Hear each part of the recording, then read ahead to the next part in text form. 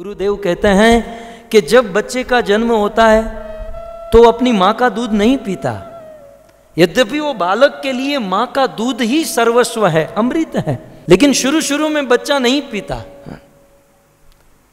फिर माँ जबरदस्ती अपना स्तन उस बच्चे के मुख में रखती है। बच्चा एक बार, दो बार, तीन बार जब वो पीने लगता है, उसे टेस्ट आने लगता है, फिर एक बार ऐसी स्थिति आ जाती है कि माँ छुड़ाना भी चाहे तो बच्चा छोड़ता नहीं है।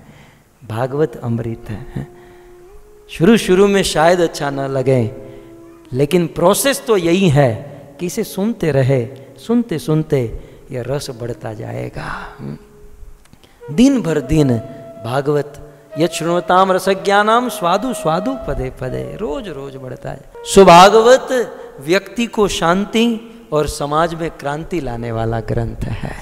भागवत एक ऐसा ग्रंथ, भगवत एक ऐसी कथा जिसे झुंड के झुंड, हजारों के हजारों का उद्धार हो सकता है।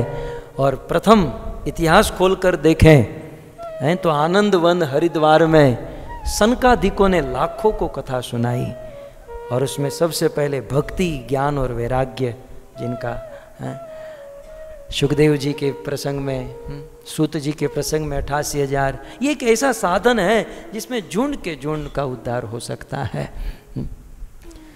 तो यद्यपि पहचान लंबी है, कहीं पहचान में ही समय न बीत जाए। तो अंत में इतना ही कहूं कि भागवत के परिचय में कि भागवत जो है उभयात्मक ग्रंथ है, अर्थात भागवत की सेवा दो तरीके से हो सकती है। एक तो उनकी आरती, पूजा या उनको फल आदि भोग चढ़ाकर, और भागवत की सबसे उत्तम सेवा है उन्हें पढ़े, उन्हें सुने, उन्हें जीवन में उतारे।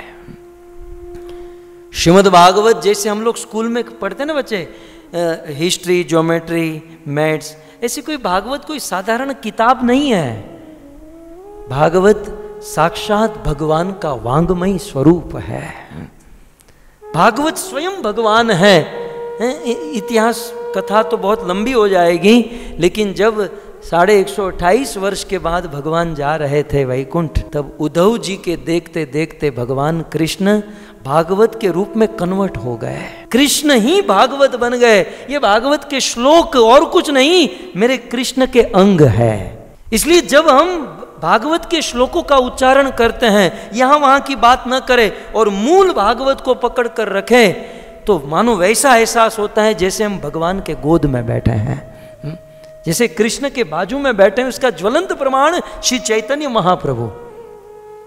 अंतिम दिनों में जगन्नाथपुरी में गंभीरी लीला में जब महाप्रभु को बहुत विरह सताता था, कहाँ जाऊं, कहाँ पाऊं ब्रजेंद्र नंदन, कहाँ मुझे श्याम सुंदर मिलेंगे, जीवन बीत गया, वैराग्य नहीं हुआ, भगवान के प्रति अनुराग नहीं हुआ, इस शरीर से यदि कृष्ण का दर्शन नहीं हो पा रहा है तो ये शरीर जीने का क्या लाभ है। बड़ी गंभीर लीला होती थी। महाप्रभु अपना चिन्मय देह गंभीरा की दीवारों के साथ पटकते थे, खून निकलता था, और कृष्ण का जब विरह सताता था तब स्वरूप दामोदर और राय रामानंद महाप्रभु को भागवत सुनाते थे। ध्रुव चरित्र, प्रहलाद चरित्र, भागवत को सुनकर महाप्रभु को भगवान की उपस्थिति का एहसास होता था, मानो भगवान मेरे साथ है। भागवत ये प्रसिद्ध श्लोक आप सब जानते हैं, तौ कथा है ना, गोपी गीत कार्तिक महीने में गाया जाता है। तो ऐसे वैसे भागवत का सार शिल प्रभुपाद ने हमको दे दिया है ना, लेकिन शिल प्रभुपाद के चरणों को स्पर्श करके, उनके आशीर्वाद, उनकी कृपा, उनकी आज्ञा से प्रभुपाद कहते हैं कि भागवत का आस्वादन करना हो तो श्रीधर स्वामी, सनातन गोस्वामी आदि आचार्यों के जो लेखनी है उनको पढ़नी चाहिए और रस पीना चाहिए। तो ये जो गोपी गीत है ना, इसका सीधा अर्थ तो आप सब जानते हैं कि कृष्ण ने पूछा कि गोपियां, मेरे विरह में तो आपको मर जाना चाहिए, फिर भी आप लोग जीवित हैं, इसका कारण क्या है? तब गोपियां कहती हैं, कृष्ण हम तो कब की मर गई होती, लेकिन कृष्ण आपके विरह में तव कथा, आपकी कथा हमको जिला रही है। तो सीधा अर्थ तो है ना, तव कथा अमृतम।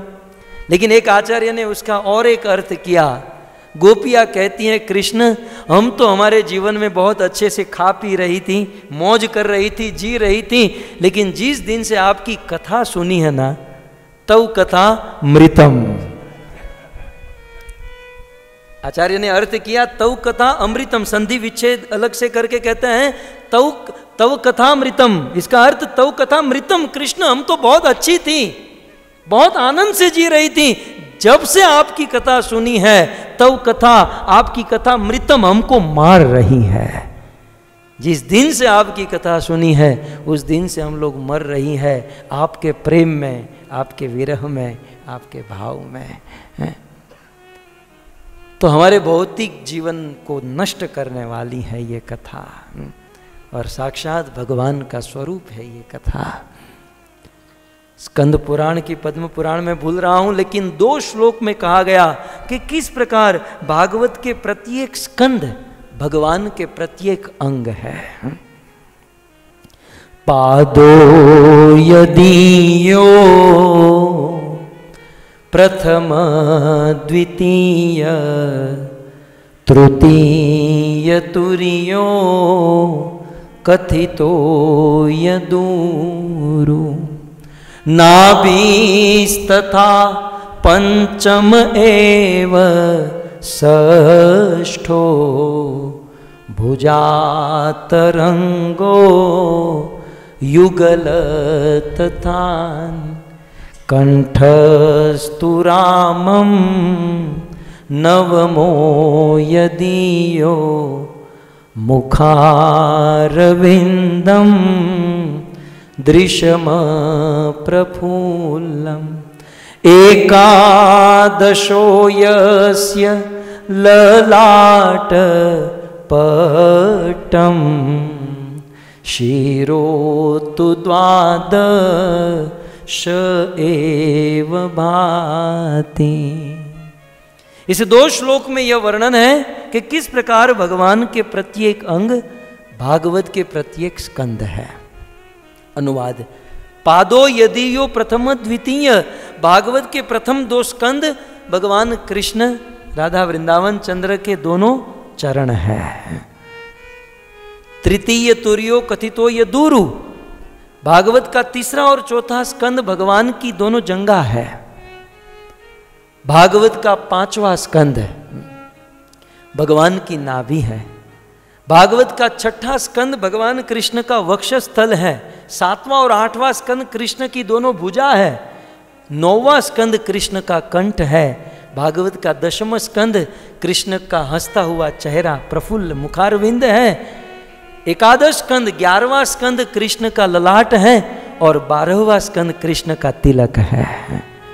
इस प्रकार भागवत के 12 स्कंद स्वयं भगवान है। और ऐसे भागवत को सुनना, पढ़ना, इनका सेवन करना, यही भक्त के लिए जीवन है। मैं अक्सर कहता हूं या तो लोक में रहो या फिर भागवत के श्लोक में रहो, तीसरा कोई ऑप्शन ही नहीं है। हमने तो यही सीखा है, या लोक में रहो या भागवत के श्लोक में रहो। थोड़ा सा बदल दूं, या शोक में रहो या भागवत के श्लोक में रहो। विपद नैव विपदम, जिसको हम विपत्ति समझते वो विपत्ति है ही नहीं। विपत्ति, वास्तविक विपत्ति यह है कि हमारे एक एक क्षण कृष्ण की स्मृति के बिना जा रहे हैं। यदि निरंतर भगवत स्मृति, भागवत की स्मृति बनी रहे तो प्रॉब्लम कहाँ है? वास्तविक प्रॉब्लम तो ये है, भले हम लोग किसी पर ब्लेम करें, ये है वो है फलाना ढिमका, ये पूरी दुनिया को ब्लेम करते हैं, ब्लेम अपने आप को कीजिए। प्रॉब्लम की जड़ ये है कि मन भागवत में नहीं लग रहा।